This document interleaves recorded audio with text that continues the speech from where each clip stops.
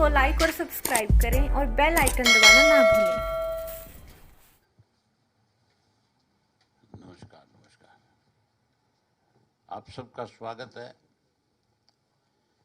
आज विशेष रूप का आपको इसलिए आमंत्रित किया था,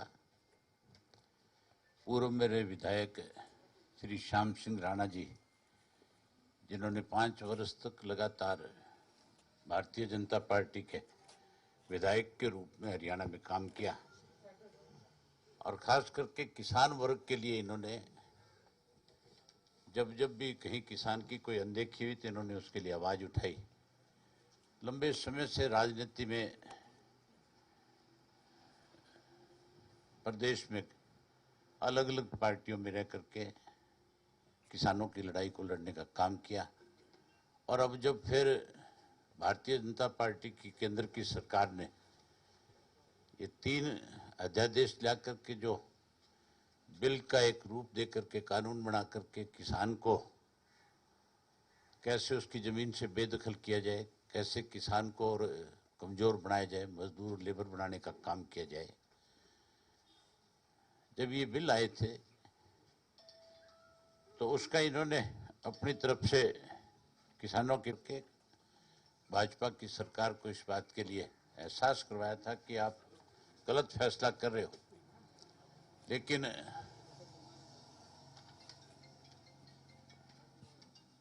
भाजपा की केंद्र की सरकार ने जब किसान की बात को अनसुना किया तो राणा साहब ने प्रेस कॉन्फ्रेंस बुला करके उसी वक्त इस बात का फैसला ले लिया था कि जो किसान का विरोध करने वाली सरकार है, जो किसान को कमजोर करने वाली सरकार है, जो किसान की भूमि छीनने वाली सरकार है, हम उसको उस सरकार से मैं अपने आप को अलग कर रहा हूं। और आज क्योंकि इंडियन नेशनल लोकदल पार्टी चौधरी देवीलाल जी का लगाया हुआ पौधा है और चौधरी देवीलाल जी ने हमेशा किसान के हित की, किसान कैसे मजबूत हो, गरीब कमजोर आदमी कैसे जमीनी स्तर से ऊपर उठ सके, कैसे उसको राजनीति में उसका हिस्सा मिल सके, उन्होंने हमेशा इस बात को लेकर के लोगों के बीच में रह करके बड़े बड़े पदों को त्याग करके किसान को मजबूत बनाने का काम किया। चौधरी देवीलाल जी की नीतियों में आज विश्वास व्यक्त करते हुए चौधरी ओम प्रकाश चौटाला जी के नेतृत्व में राणा साहब आज इंडियन नेशनल लोकदल पार्टी को ज्वाइन कर रहे हैं। हम इनका स्वागत करते हैं, अभिनंदन करते हैं। अकेले नहीं, हजारों साथियों के साथ ज्वाइन कर रहे हैं, लेकिन क्योंकि मजबूरी है, आज कोरोना का काल है और इसमें आप ज्यादा बड़ी संख्या में इकट्ठा नहीं हो सकते, सोशल डिस्टेंस का रखना बहुत जरूरी है। आज इनके साथ हजारों साथियों ने आना था, लेकिन हमने इस कोरोना की वजह से इनसे आग्रह किया कि आप अपने मुख्य जो साथी हैं उन सबको लेकर के आए। आज भी आपके सामने सारे जो है अलग अलग गांव से जो गांव के मौजूद आदमी हैं वो भी सारे आज इनके साथ इंडियन नेशनल लोकदल पार्टी में अपनी आस्था व्यक्त कर रहे हैं। चौधरी देवीलाल जी के नीतियों को आगे।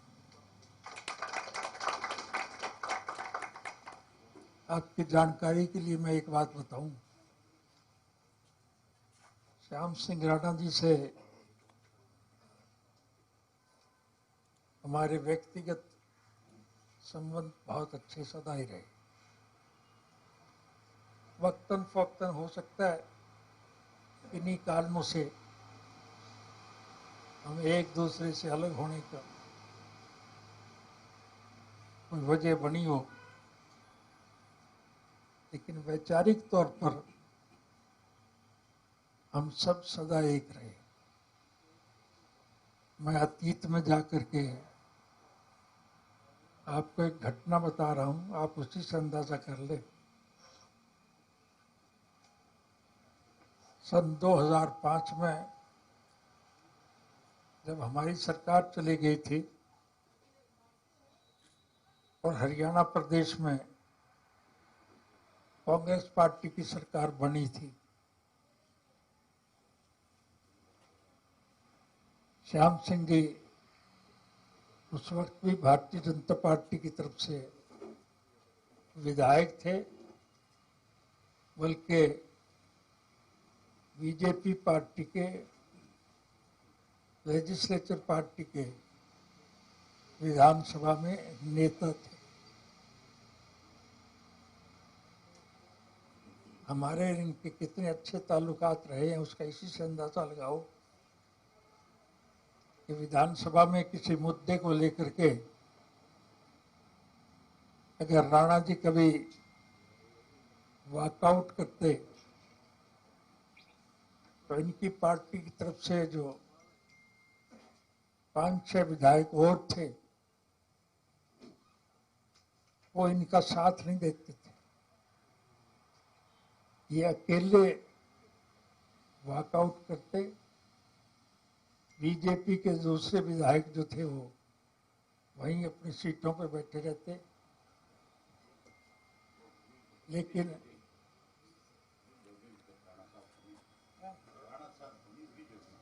नहीं, तो जब भी ऐसा अवसर आता था तो उस वक्त भी हम चाहे मुख्तलिफ बेंचों पर बैठे हों, लेकिन वैचारिक तौर पर हम इकट्ठे थे। और मुझे खुशी है कि हम फिर दोबारा आज देश की जो हालत खराब है उस हालत को सुधारने के लिए, संघर्ष में जूझने के लिए हम सब फिर इकट्ठे। इससे ज्यादा अजीब बात क्या होगी कि सत्ता के लोभ के लिए लोग सत्ता वाली पार्टी में शामिल होते हैं, लेकिन सत्ता की पार्टी में होते हुए भी अगर सत्ता पक्ष को छोड़ करके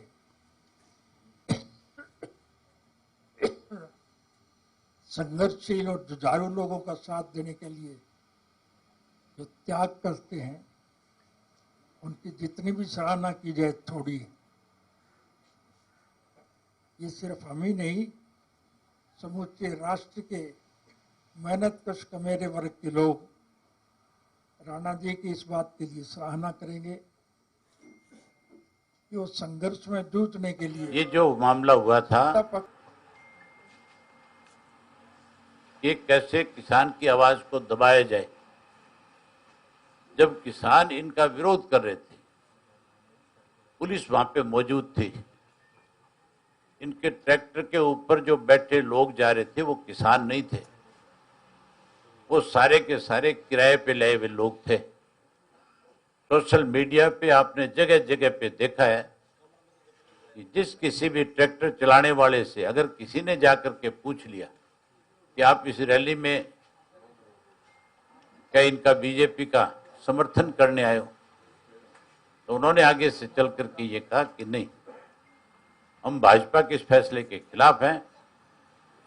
हम तो, हमारी तेल की टंकी फुल कराई गई है, हमें 2-2 हजार रुपया दिया गया है और हमें तो गांव का जो कोई बीजेपी का छोटा मोटा कार्यकर्ता था उसने ये कहकर लेकर के गया कि आप मेरी इज्जत के लिए वहां तक ट्रैक्टर लेकर के चलो।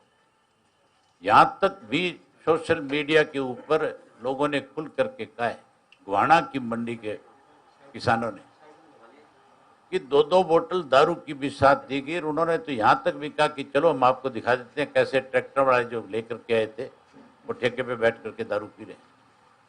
ये जो मरा था जो व्यक्ति, ये हार्ट फेल होकर के मरा है।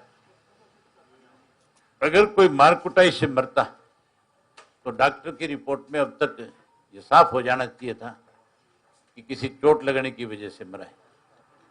हार्ट फेल होकर के मरा, इसीलिए उस डॉक्टर को ये रिपोर्ट भी जारी, डॉक्टर अपनी रिपोर्ट दे ना सके, इसके लिए मैं आज अखबार में पढ़ रहा था कि उसका विसरा भेज दिया। हार्ट फेल होकर के मरने वाले व्यक्ति का विसरा भेजने की जरूरत ही नहीं है, विसरा तो उसका भेजा जाता है। दे आगे, विसरा उस आदमी का भेजा जाता है या तो पॉइजन से मरे या फिर कोई व्यक्ति को जो है गला दबा करके मारा जाए। या किसी व्यक्ति को कोई इंजेक्ट करके किसी चीज से मारा जाए। विसरा इस स्थिति में तो विसरा भेजा ही नहीं जाता, किसी को गोली लगी हो तो विसरा भेजा जाता है। मौत का कारण जो है तो डॉक्टर को उसी टाइम बताना चाहिए था, लेकिन क्योंकि सरकार उन किसानों को दबाना चाहती है जो इनका विरोध करती है, इसलिए उनके खिलाफ झूठे मुकदमे दर्ज कर रही है।